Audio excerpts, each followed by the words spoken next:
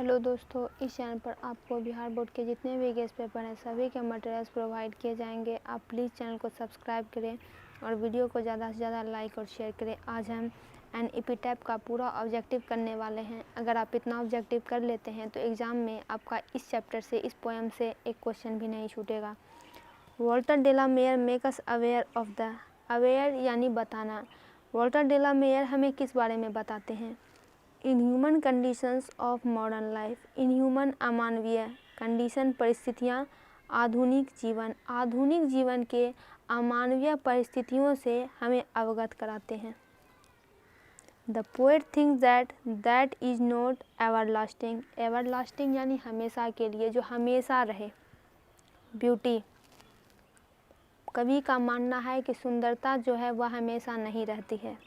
Walter de la Mare knew a dash who is now dead, Walter de la Mare knew a lady, Walter de la Mare एक महिला को जानते थे जिसकी मृत्यु हो चुकी है। Walter de la Mare was born in the year, उनका जन्म 1873 में हुआ था। Poem and epitaph is composed by, composed यानी रचना, किसके द्वारा? तो इन्हीं के द्वारा। In which poem does poet express his sad feeling for a beautiful lady? Express व्यक्त करते हैं, sad दुख, feeling भावना, beautiful सुंदर lady महिला। किस कविता में कवि एक बहुत ही खूबसूरत महिला के लिए अपनी दुखी भावना को व्यक्त करते हैं? तो एन एपिटैफ में। And when I crumble who will remember, who is I in the line, I इस लाइन में तो खुद कवि ही है।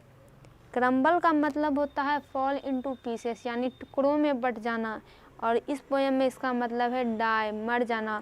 एक दिन मैं ही मर जाऊंगा तो इस महिला को कौन याद रखेगा, ऐसा कवि बोल रहे हैं। एन एपिटैफ डील्स विथ है, एन एपिटैफ किसकी चर्चा करता है? तो एक बहुत ही सुंदर महिला की, अ ब्यूटीफुल लेडी की।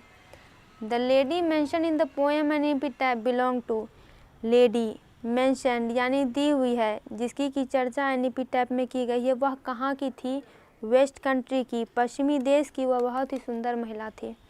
Poetic device which is used in the poem and epitaph, poetic device poem में यूज की जाती है, तो एपिटैफ में एम्बिग्विटी पोएटिक डिवाइस है। एम्बिग्विटी का मतलब होता है डाउटफुलनेस ऑफ मीनिंग यानी अस्पष्ट। The term crumble used in the poem and epitaph means to, crumble शब्द का मतलब क्या है? तो die, मरना। Tone of the poem and epitaph means to, इस पोएम का टोन क्या है? तो melancholy टैंक है, melancholy यानी दुखी, उदास, sad। Who has composed this poem? तो Walter de la Mare. Walter de la Mare क्या थे? एक कवि भी थे, शॉर्ट स्टोरी राइटर भी थे यानी छोटी कहानियाँ लिखते थे, नॉवेलिस्ट यानी उपन्यास भी लिखते थे, all of this. The poet feels that after his death nobody will dash her, कवि ऐसा सोचते हैं कि उनकी मृत्यु के बाद nobody will remember her, remember her यानी उस पश्चिमी देश की महिला को कोई याद नहीं करेगा।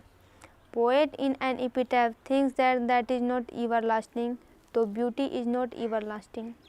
Lady who has died lies in the, जो महिला मर चुकी है अब वो कहाँ लेटी है? तो ग्रेव यानी कब्र में। Walter de la Mare has written the poem and epitaph. दोस्तों, इसका पूरा ऑब्जेक्टिव कंप्लीट हुआ। वीडियो को लाइक करें, चैनल को सब्सक्राइब करें।